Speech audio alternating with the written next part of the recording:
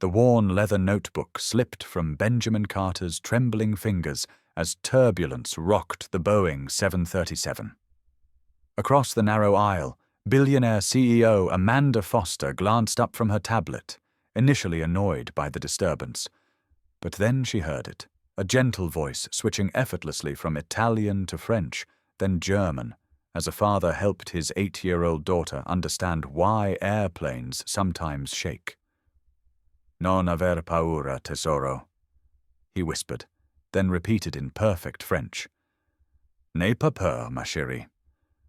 The little girl's worried expression melted into wonder as her father continued in what sounded like Spanish, then Russian, then something Amanda couldn't identify. 7 languages in less than 2 minutes, each phrase carrying the same tender reassurance. Amanda found herself leaning forward, captivated not just by the linguistic display, but by something deeper, a devotion so pure it seemed to transform the cramped economy cabin into something sacred. Daddy, will you tell me the story about the brave little sparrow again? Benjamin Carter adjusted his threadbare jacket and glanced at his watch, a simple Timex that had stopped working 3 months ago, but he couldn't bring himself to remove it. The flight from New York to San Francisco stretched ahead of them, and Lily was already fidgeting in the middle seat he'd managed to secure next to the window. Her pressed nose against the small porthole left a fog circle that she traced with her finger, drawing invisible pictures only she could see. The clouds look like Mama's blanket, Lily whispered, her voice barely audible above the engine's hum. Benjamin's chest tightened at the innocent observation. Sarah's cream-colored throw still lay folded on their living room couch, untouched for 18 months now. He'd tried washing it once, desperate to remove the faint scent of her lavender perfume, but had broken down in the laundry room, clutching the fabric against his face. Amanda Foster sat 3 rows ahead in first class, her manicured fingers dancing across her tablet screen as quarterly reports demanded her attention.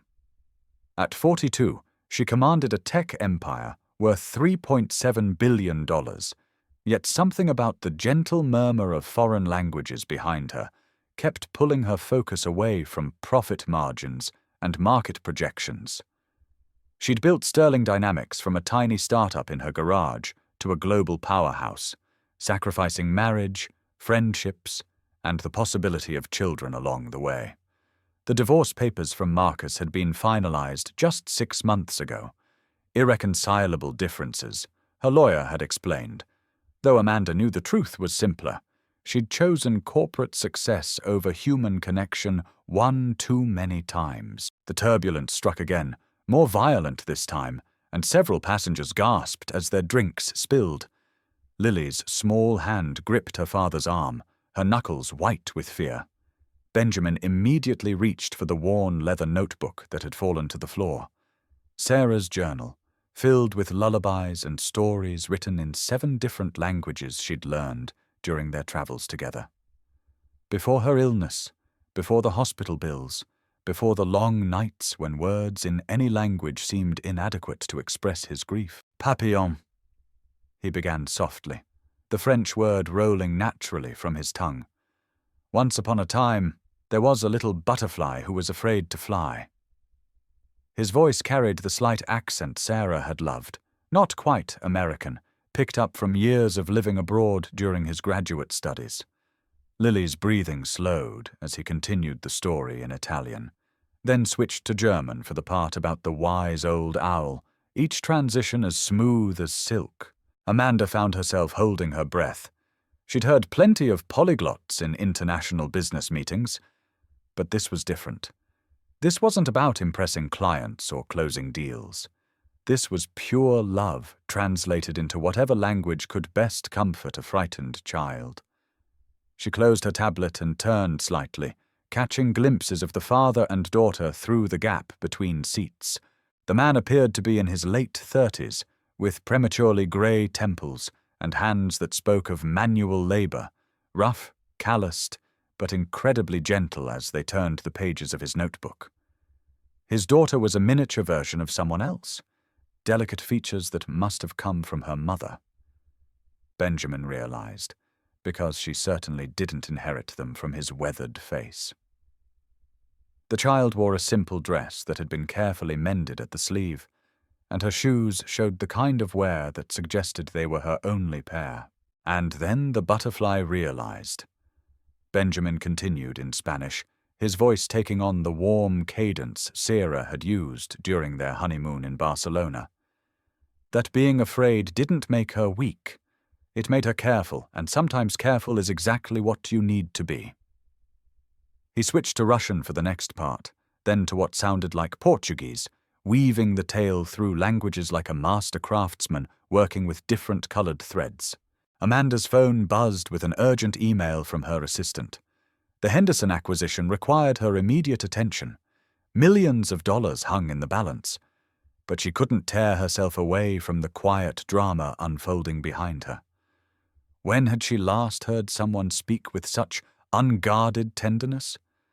When had anyone ever taken such care with her fears? The notebook's pages were yellowed and soft from countless readings.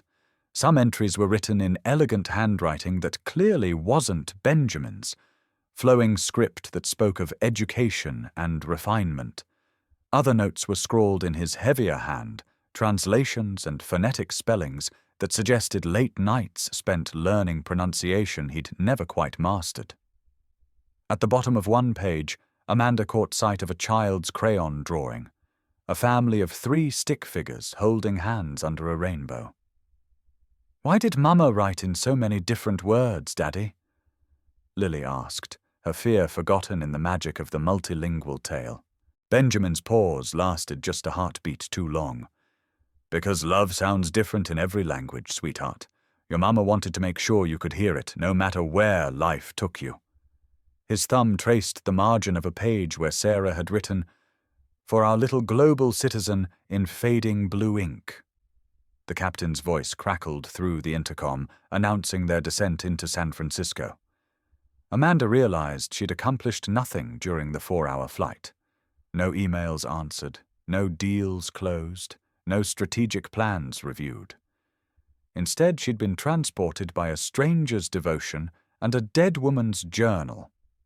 The irony wasn't lost on her that she, who commanded respect in 7 different time zones, had been mesmerized by a man who commanded love in 7 different languages. As passengers began gathering their belongings, Amanda noticed Benjamin carefully returning the notebook to a worn canvas bag. His movements were precise, protective, the way someone handles their most precious possession. Lily chattered excitedly about seeing the Golden Gate Bridge, but her father's eyes held a distant sadness that hadn't lifted even during the storytelling. Amanda made a sudden decision that would have surprised anyone who knew her reputation for calculated moves. She stood up, smoothed her designer blazer, and walked back toward economy class. The closer she got, the more she noticed details that her privileged perspective had initially missed. The careful way Benjamin had repacked their few belongings, the generic airport snacks instead of the premium meal service she'd enjoyed, the fact that neither of them had so much as a carry-on bag beyond that single canvas satchel. "Excuse me," she said, her voice softer than her usual boardroom tone. Benjamin looked up, surprised to find an impeccably dressed woman addressing him. "I couldn't help but overhear your story. Your daughter is very lucky to have such a devoted father." Benjamin's cheeks flushed slightly. "Thank you, Mom. She's everything to me." The simple honesty in his voice hit Amanda like a physical force. When was the last time someone had spoken about her with such unguarded love? When was the last time she'd felt like anyone's everything? "Are you visiting San Francisco?" Amanda asked, already knowing she was overstepping social boundaries, but unable to stop herself. "Job interview," Benjamin replied, his hand instinctively moving to protect the canvas bag. "Teaching position at a community college. It's been a difficult few years." The admission seemed to surprise him, as if he hadn't meant to reveal so much to a stranger. Lily tugged on her father's sleeve. "Daddy, tell the nice lady about Mama's book." Benjamin's expression shifted, a shadow crossing his features. "It's not really a book, sweetheart. Just some notes your mama made." But Amanda was already intriguing by the implications. A man who spoke 7 languages fluently, carrying a journal filled with stories in multiple tongues, interviewing for a position at a community college.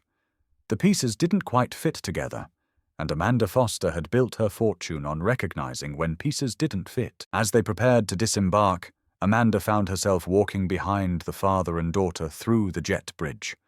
She watched Benjamin guide Lily carefully through the crowd, his hand never leaving her shoulder, his eyes constantly scanning for potential dangers or delays. The protective instincts of someone who'd learned that the world could take away everything that mattered without warning. At baggage claim, Amanda realized they weren't waiting for luggage. Everything they owned for this trip fit in that single canvas bag. The realization hit her with unexpected force. This man had scraped together enough money for 2 plane tickets, probably spending savings he couldn't afford, chasing a job opportunity that might or might not pan out. Meanwhile, she'd flown first class without a second thought, spending more on a single business lunch than this family probably had for their entire trip. "Mr. Amanda approached them again, extending her hand. "Carter. Benjamin Carter. And this is Lily." Benjamin's handshake was firm but brief, the greeting of someone unaccustomed to attention from women in $1,000 suits. "Amanda Foster." She watched for recognition, but Benjamin's expression remained politely blank. Most people knew her name, her company, her reputation. His lack of awareness was somehow refreshing. "I hope your interview goes well, Mr. Carter. San Francisco is lucky to have someone with your talents." As they parted ways in the terminal, Amanda found herself thinking about the notebook, about Sarah's elegant handwriting, about a love story written in 7 languages. She'd built an empire on recognizing talent and opportunity, on seeing potential where others saw only surface details. Something about Benjamin Carter and his daughter had triggered every instinct she'd learned to trust in business. But this wasn't business. This was something else entirely, something that had been missing from her carefully constructed life for longer than she cared to admit. As she slid into the back of her waiting Tesla, Amanda made a decision that would surprise even her closest advisors. She was going to find out more about Benjamin Carter and his remarkable linguistic abilities. She was going to discover why a man who could speak 7 languages was interviewing for entry-level teaching positions. And most importantly, she was going to figure out what had happened to Lily's mother and why her memory seemed to haunt every word Benjamin spoke. The notebook had left more questions than answers, but Amanda Foster had never backed down from a puzzle, especially not one that had managed to capture her attention so completely that she'd forgotten about quarterly reports and acquisition deals for the first time in decades. Something told her that Benjamin Carter was about to change her life in ways she couldn't yet imagine. But first, she needed to understand the story behind those 7 languages and that worn leather journal. What Amanda didn't know was that she was about to uncover a connection that would shake the very foundations of everything she thought she knew about fate, forgiveness, and the power of words to heal wounds that had festered for far too long. 3 days later, Amanda sat in her corner office on the 42nd floor of the Sterling Dynamics Tower, staring at a file that had taken her private investigator less than 24 hours to compile. Benjamin Carter's life story lay spread across her mahogany desk in neat typewritten pages, and each revelation hit her like a physical blow. Dr. Benjamin Carter, former professor of comparative literature at Columbia University, published author of 12 academic papers on cross-cultural narrative translation, recipient of the Fulbright Fellowship for European Studies. Married to Dr. Sarah Chen Carter, molecular biologist specializing in cancer research. The golden couple of academia, photographed at university galas and international conferences, their combined brilliance promising to change the world. Then came the medical records. Sarah's diagnosis with stage 4 pancreatic cancer at age 32, the experimental treatments that drained their savings, Benjamin's leave of absence that became permanent resignation when Sarah needed round-the-clock care, the mounting hospital bills that forced them to sell their Manhattan apartment, their car, her grandmother's wedding ring, the death certificate dated 18 months ago, followed by bankruptcy proceedings that left Benjamin with nothing but debt and a 3-year-old daughter who couldn't understand why Mommy wasn't coming home. But it was the last page that made Amanda's hands shake. A photocopy of a publishing contract dated 12 years ago. The client, Sterling Industries, Amanda's father's company before she inherited and expanded it. The project, translation of CEO William Foster's memoir from English into 6 languages for international publication. The translator, Dr. Benjamin Carter, listed as an independent contractor, paid $25,000 for work that took him 8 months to complete.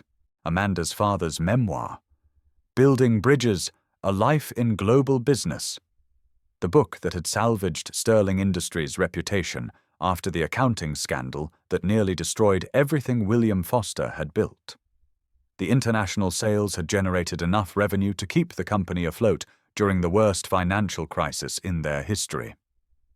Amanda had been 28 then, fresh out of business school, watching her inheritance crumble until that book somehow turned their fortunes around. She'd never known who translated it. Her father had handled the arrangements himself, insisting on working with the best in the business, but never mentioning names.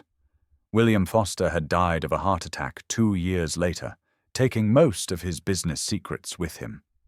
Amanda had inherited a thriving company built on the foundation of that memoir's unexpected success, never knowing that a quiet professor named Benjamin Carter had been the invisible hand that guided their salvation. The irony was suffocating. While Benjamin struggled to pay for his wife's cancer treatments, Amanda had been building her empire on the profits generated by his words. While he sold everything he owned to afford experimental therapies, she'd been expanding internationally using the connections established by his translations. While he held Sarah's hand in hospital rooms, Amanda had been celebrating quarterly growth that stemmed directly from his forgotten contribution. Her assistant's voice crackled through the intercom. "Ms. Foster, the Henderson acquisition meeting has been moved to 4 o'clock. Amanda stared at the contract bearing Benjamin's signature. Confident strokes from a man who had no idea his words would fund the success of someone who would later sit in first class while he struggled in economy. "Cancel all my meetings," Amanda said quietly, "and get my car ready." The community college where Benjamin was interviewing occupied a small campus in the Mission District, its aging buildings a stark contrast to the gleaming towers of downtown San Francisco. Amanda found herself sitting in her Tesla across the street, watching through rain-streaked windows as faculty members hurried between classes. She felt ridiculous, a billionaire CEO stalking a struggling single father like some kind of corporate vigilante. At 3:15, she spotted him emerging from the main building. Even from a distance, she could see the slump in his shoulders, the careful way he checked his phone, the resignation in his posture that suggested the interview hadn't gone well. He walked to a bus stop and sat on the metal bench, rain beginning to soak through his thin jacket. Amanda made a decision that went against every calculated instinct she'd developed over 20 years in business. She grabbed an umbrella from her back seat and crossed the street. "Mr. Carter?" Benjamin looked up, surprised to see the woman from the airplane approaching with a designer umbrella. "I was in the neighborhood and thought I recognized you. How did your interview go?" Benjamin's smile was polite, but strained. "Not as well as I'd hoped, I'm afraid. They're looking for someone with more recent classroom experience." He gestured vaguely toward the college buildings. Turns out being out of academia for 3 years is considered a significant gap. Amanda sat beside him on the wet bench, her $1,000 coat instantly soaked by accumulated rainwater. "That seems short-sighted of them," A man with your linguistic abilities could revolutionize their language program." "You're very kind, Miss—" Benjamin looked at her questioningly, and Amanda realized he still had no idea who she was. "Foster. Amanda Foster." She watched his face carefully, but there was no recognition. The name that commanded instant attention in boardrooms around the world meant nothing to this gentle man, whose words had once saved her father's company. The bus arrived with a mechanical wheeze, its doors opening to reveal a handful of tired commuters. Benjamin stood, shouldering his canvas bag. "This has been a difficult transition," he admitted, speaking more to himself than to Amanda. "I keep thinking Sarah would know what to do. She always saw possibilities where I only saw problems." "Where is Lily now?" Amanda asked, surprising herself with the personal question. "After-school program at the YMCA. Free childcare until 6 o'clock. Benjamin's voice held no shame, just the practical acceptance of someone who'd learned to navigate systems designed for people with more resources than hope. "I should get going. The bus ride takes an hour, and she worries if I'm late." Amanda watched the bus pull away, carrying Benjamin back to whatever modest accommodations he'd found in a city that ate dreams for breakfast and charged premium prices for the privilege. She sat alone on the bench as rain continued falling, feeling the weight of a moral debt she'd never known she owed. That evening, Amanda did something she hadn't done in 15 years. She called in sick. Instead of attending the Henderson acquisition dinner that could have netted her company $50 million, she drove to the public library in Benjamin's neighborhood and spent 4 hours reading her father's memoir. Not the English version she'd skimmed years ago, but the Italian translation that had opened European markets, the French edition that had impressed Parisian investors, the German version that had secured their biggest manufacturing contract. Benjamin's translation work wasn't just technically perfect, it was artistically brilliant. He'd managed to capture not just her father's words, but his voice, his personality, his peculiar way of mixing business wisdom with folksy humor. Reading the memoir in different languages was like watching a master painter work with different colored palettes to create the same stunning portrait. More than that, Benjamin had somehow made William Foster sound more thoughtful, more introspective than he'd been in English. The international versions contained nuances and emotional depths that hadn't existed in the original manuscript. Benjamin hadn't just translated her father's words, he'd elevated them, transformed a competent business memoir into something approaching literature. No wonder the international sales had been so successful. No wonder foreign investors had been impressed by William Foster's sophisticated global perspective. Benjamin Carter had given her father a voice he'd never possessed, wisdom he'd never expressed, depth he'd never achieved on his own. And Amanda had built her empire on that foundation, never knowing the name of the man who'd made it possible. The next morning brought news that Benjamin's situation was even more precarious than she'd imagined. Her investigator's follow-up report revealed eviction notices, unpaid medical bills, and a custody evaluation scheduled for the following month. Lily's maternal grandmother was petitioning for guardianship, arguing that Benjamin couldn't provide adequate stability. The court documents painted a picture of a loving father whose grief and financial struggles were being used against him by people who measured parental fitness in bank balances and property deeds. Amanda stared at the custody filing until the words blurred together. Lily could be taken away from the only parent she had left, separated from the father who read her stories in 7 languages and carried her mother's memory in a worn leather notebook. The injustice of it made Amanda's chest tight with unfamiliar emotion. She thought about the gentle way Benjamin had comforted his daughter during turbulence, the patience in his voice as he'd translated love into whatever language could best reach a frightened child. She thought about Lily's trust, her obvious adoration for the father who'd sacrificed everything to care for her. Then she thought about courtrooms and custody evaluators who would see only financial instability, not the wealth of devotion that couldn't be measured in quarterly reports. Amanda Foster had spent 20 years making calculated business decisions based on profit margins and market projections. But this wasn't business. This was about a debt she'd never known she owed, and a chance to repay it before it was too late. She picked up her phone and dialed her assistant. "Clear my schedule for the rest of the week, and get me the contact information for the best family law attorney in California."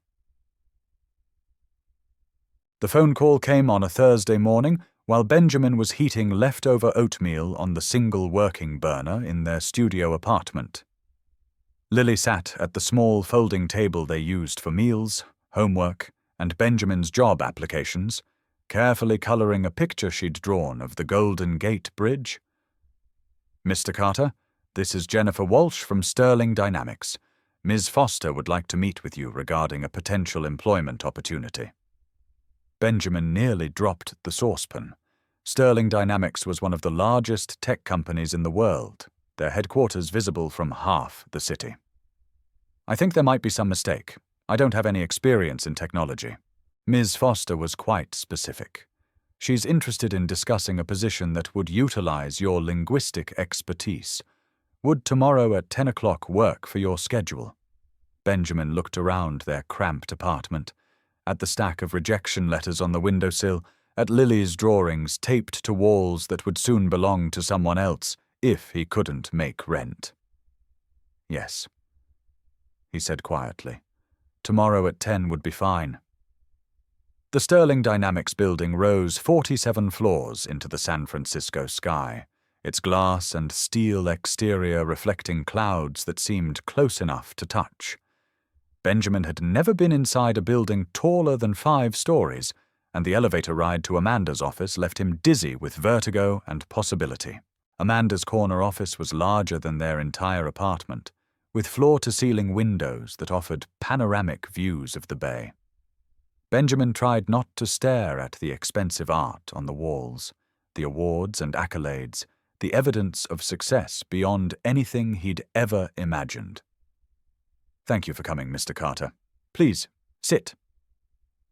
Amanda gestured to a leather chair that probably cost more than Benjamin made in a month during his substitute teaching days.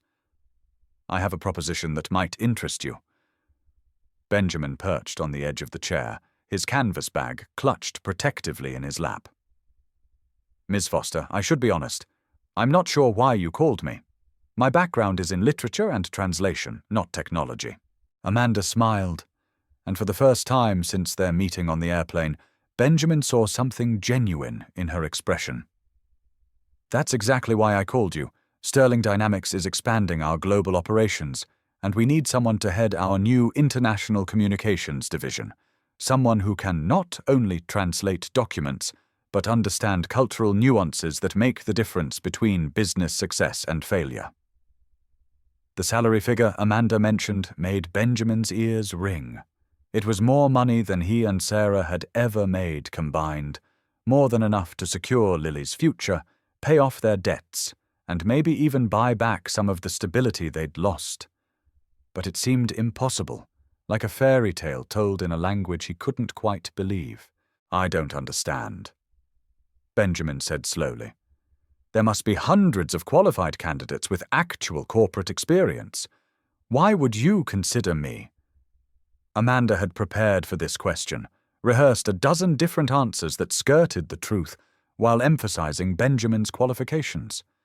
But looking at his honest face, seeing the hope and confusion warring in his expression, she found herself abandoning all pretense. "Because 12 years ago you translated my father's memoir into 6 languages.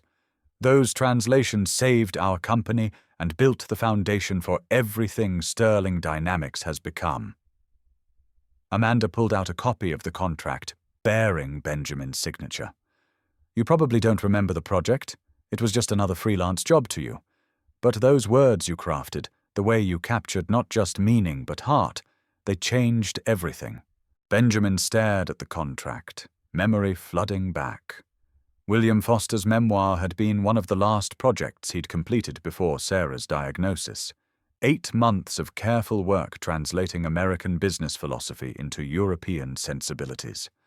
He'd been proud of that translation, had spent extra time ensuring every cultural reference landed correctly, every joke translated with appropriate humor. "I remember," he whispered. "Your father wrote about building bridges between cultures. I tried to make each version feel like it was originally written in that language.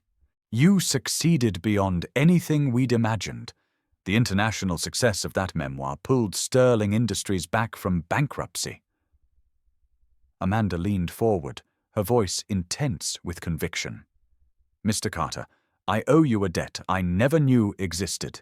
That book didn't just save our company, it funded my education, my opportunities, everything I've built since then. While you were struggling, I was thriving on the foundation of your words. The revelation hit Benjamin like a physical force. All those years ago, while he'd been consumed with academic pressures and wedding preparations, his translation work had been supporting the rise of a business empire.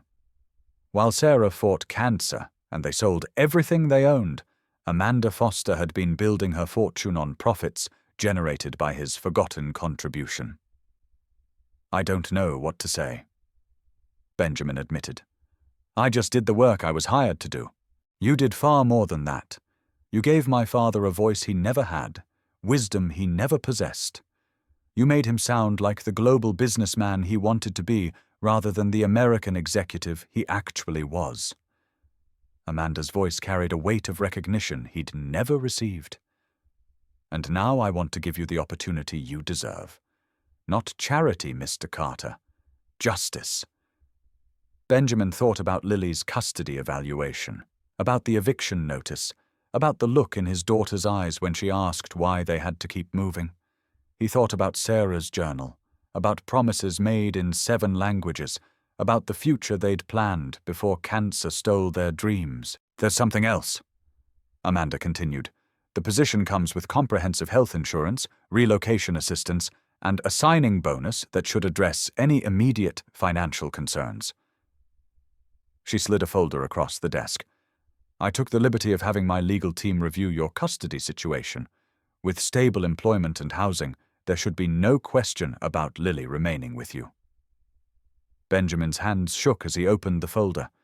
The employment contract was more generous than anything he'd dared imagine, but it was the custody evaluation addendum that brought tears to his eyes. Amanda had somehow arranged for character witnesses, financial guarantees, and legal support that would make his case unassailable. "Why?" he asked, his voice breaking slightly. "Why would you do all this for a stranger?" Amanda thought about her empty penthouse apartment, about quarterly reports that meant nothing at 3 in the morning, about the success that had cost her every meaningful relationship she'd ever had.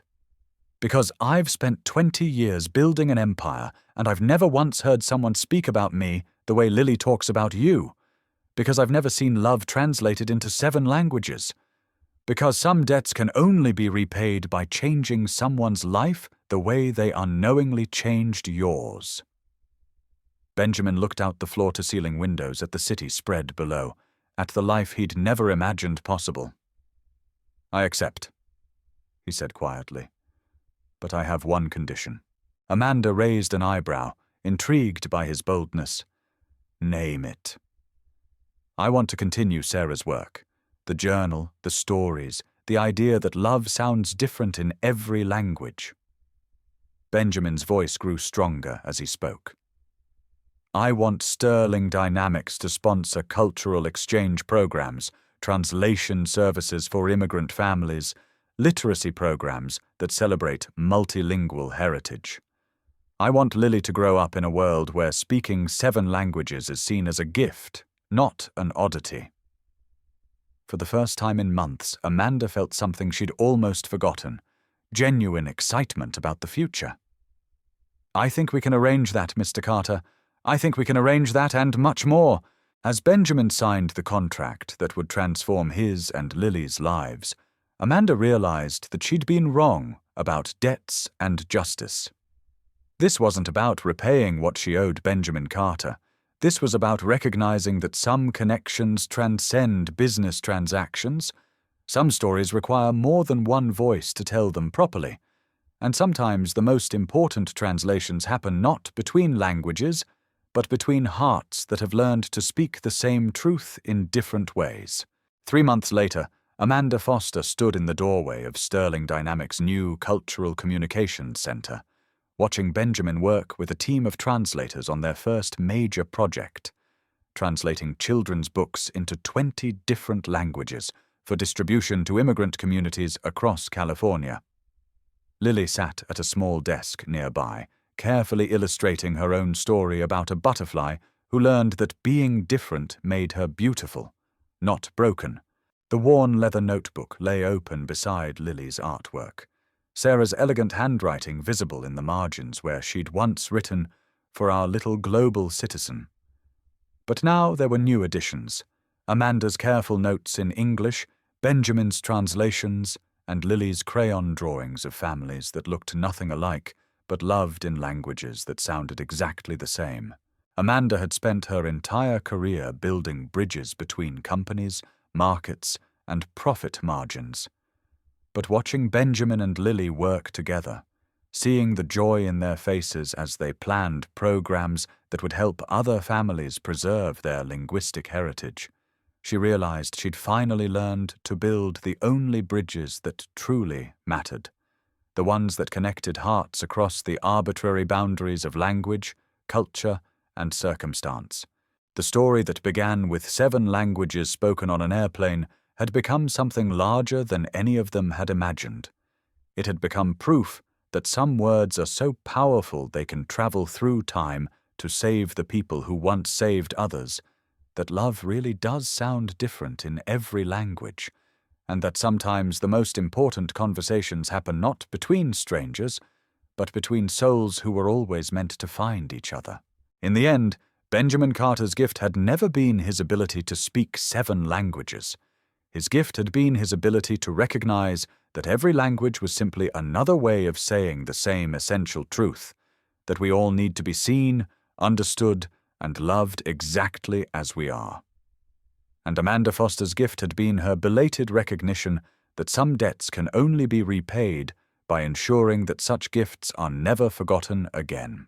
Thomas felt the familiar wariness that came with any invitation that might expose his carefully guarded privacy. "Mrs. Stone, I appreciate the offer, but I'm not sure that's appropriate.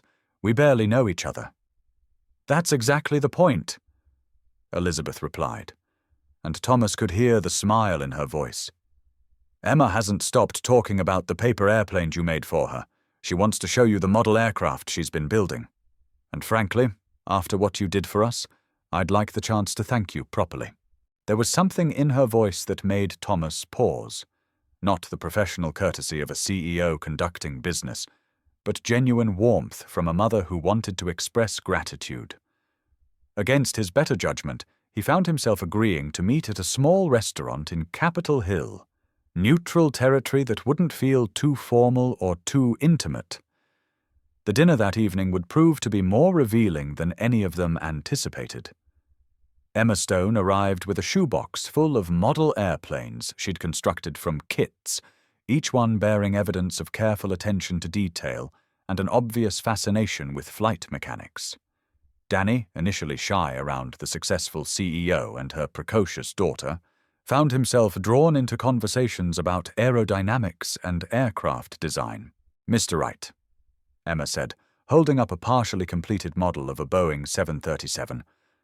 "I can't get the landing gear to fit properly. The instructions don't make sense." She handed the model to Thomas with the complete confidence that he would know exactly how to fix it.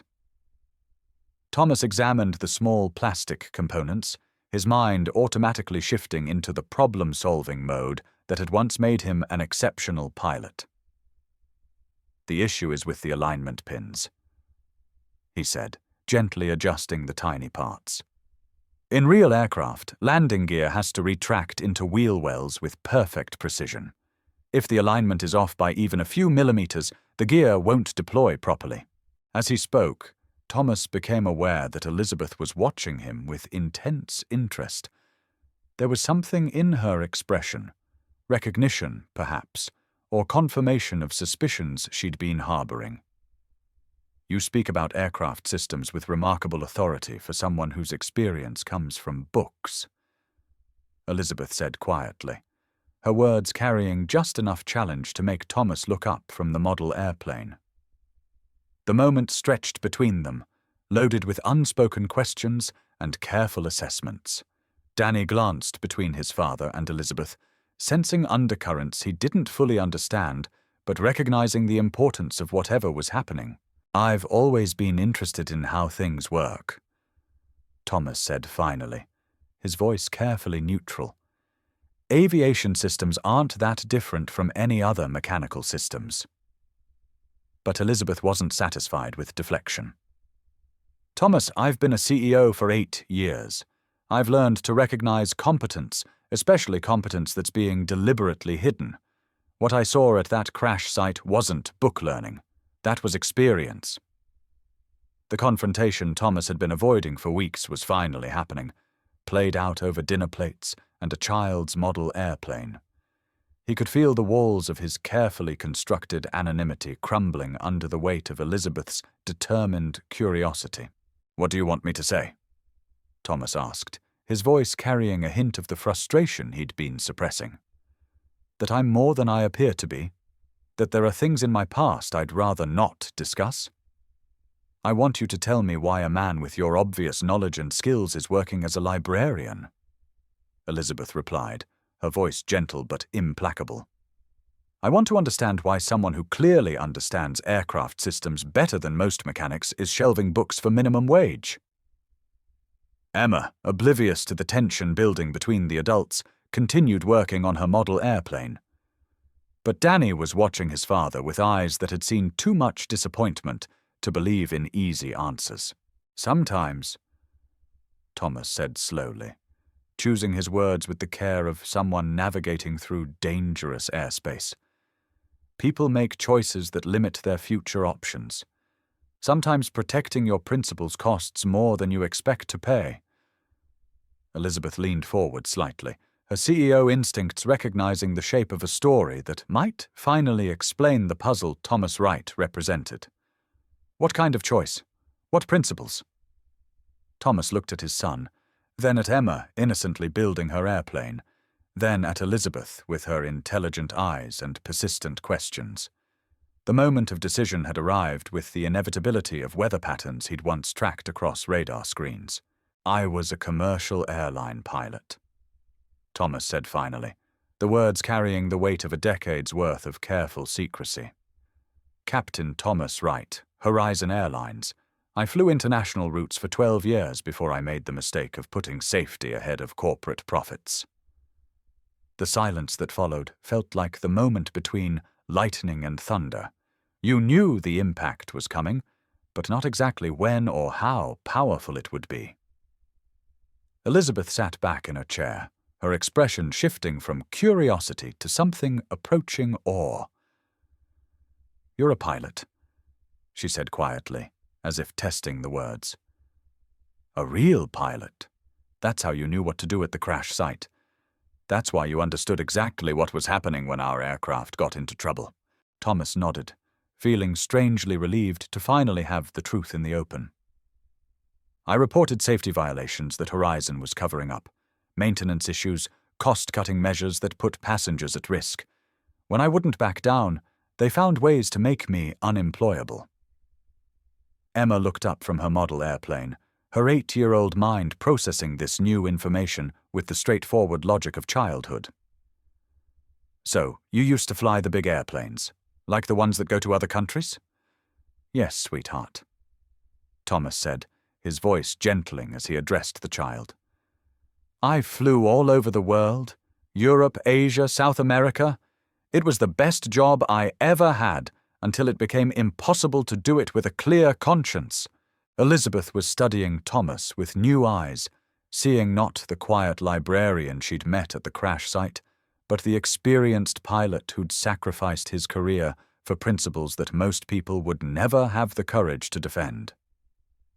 "The aircraft that crashed with Emma and me," she said slowly, It was connected to the company you reported, wasn't it?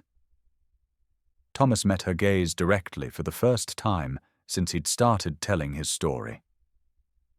Horizon Charter Services.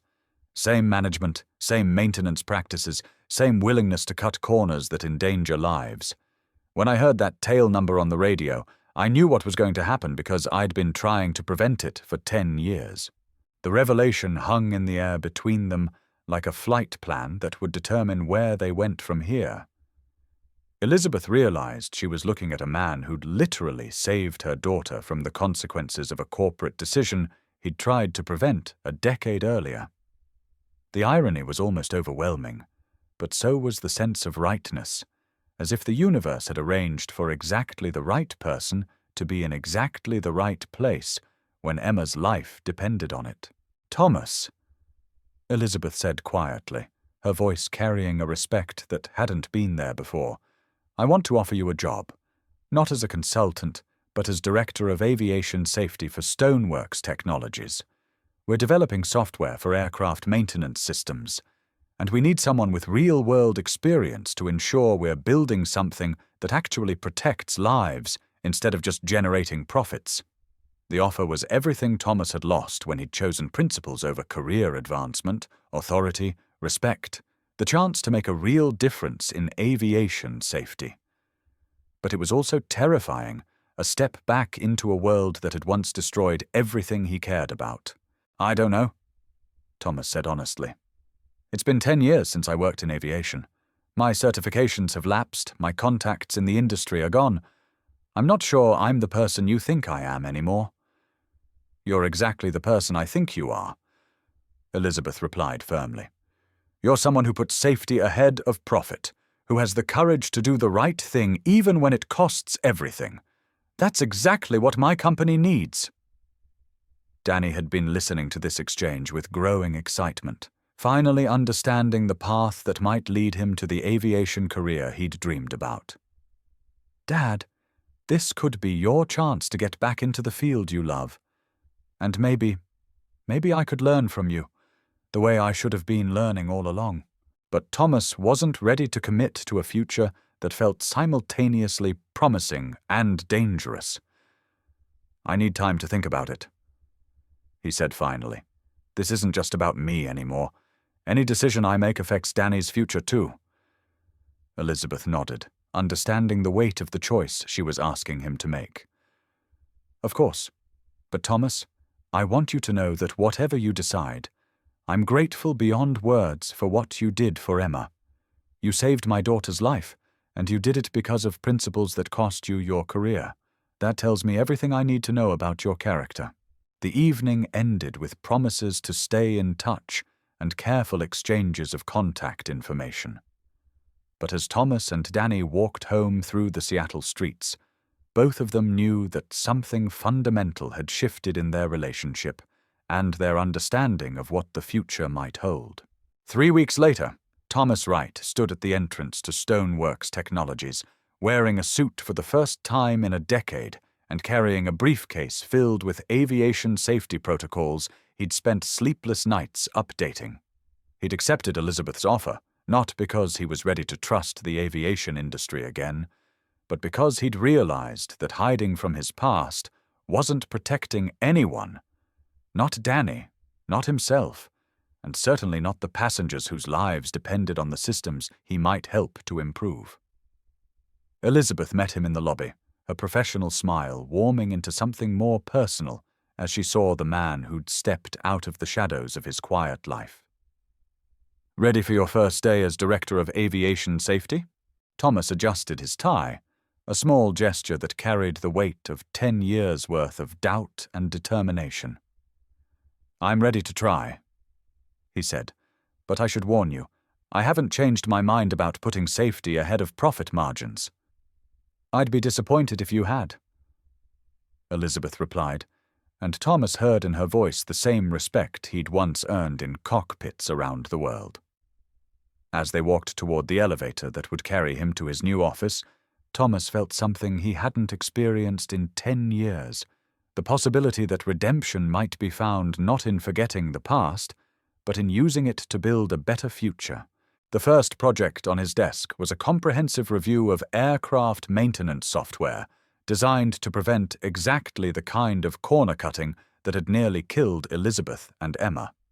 As Thomas opened the first file, he realized that his journey from captain to librarian to director of aviation safety had led him to exactly where he was meant to be. 6 months later, on a clear Saturday morning, Thomas Wright stood at the controls of a small Cessna 172, guiding it through the pattern at Boeing Field. Beside him in the co-pilot's seat, Danny Wright worked through his first flight lesson with the focused intensity of someone who'd inherited his father's love of aviation along with his principles. "Remember," Thomas said, his voice carrying the calm authority of someone who'd found his way back to where he belonged. "Flying isn't about controlling the aircraft. It's about understanding the forces around you and working with them to achieve your goals." In the passenger seats behind them, Elizabeth and Emma Stone watched father and son share the knowledge that had been hidden for too long. Emma clutched a perfectly folded paper airplane, one of dozens Thomas had taught her to make with professional precision. "Uncle Thomas," Emma called from the back seat, using the name she'd adopted, despite Elizabeth's gentle corrections. "When I grow up, I want to be a pilot just like you." Thomas met Elizabeth's eyes in the reflection of the cockpit window, seeing in them the same respect and affection that had grown between them over months of working together, of building something that might eventually become love. "Then you'll need to remember that being a pilot isn't just about flying airplanes," he told Emma. "It's about making choices that keep people safe, even when those choices are difficult." As the Cessna climbed into the clear Seattle sky, Thomas Wright realized that some secrets, when finally brought into the light, had the power to transform not just individual lives, but entire families. The man who'd once hidden his identity behind library books had found his way back to the sky, carrying with him the hard-won wisdom that true success wasn't measured in altitude or airspeed, but in the courage to do what was right, regardless of the cost. Below them, the city of Seattle spread out like a map of possibilities, and ahead of them stretched the infinite blue sky that had always called to Thomas Wright. First as a young pilot dreaming of adventure, then as a father protecting his son, and now as a man who'd learned that the most important flights were the ones that brought you home to the people who mattered most. The radio crackled with air traffic control instructions, familiar voices guiding aircraft through the complex dance of controlled airspace. Thomas responded with the professional competence that had never really left him, while beside him, Danny learned the basics of aviation communication. In the passenger seats, Elizabeth and Emma shared the quiet contentment of a family that had found its way to wholeness through the most unlikely of circumstances. And somewhere below, in the Seattle Public Library where Thomas had once hidden among the books, other quiet heroes were shelving stories and dreams, perhaps carrying their own secrets, perhaps waiting for their own moments of redemption. The cycle continued, as it always had, as it always would. Ordinary people making extraordinary choices, guided by principles that lifted them higher than they'd ever dared to imagine possible. Thomas Wright had learned to fly again, not just in the cockpit of an aircraft, but in the complex airspace of human relationships and second chances. And as the Cessna turned toward home, carried on wings of reconciliation and hope, he knew that the best flights were always the ones that brought you back to where you belonged, not to a place, but to the people who saw your true value and loved you not despite your choices, but because of them. The story that had begun with a desperate mother's gratitude had become something larger, a testament to the truth that real heroes don't wear uniforms or carry titles, but simply show up when they're needed most, guided by principles that define not what they do, but who they are. And sometimes, if they're very fortunate, they discover that the people they've helped along the way are ready to help them find their way back home.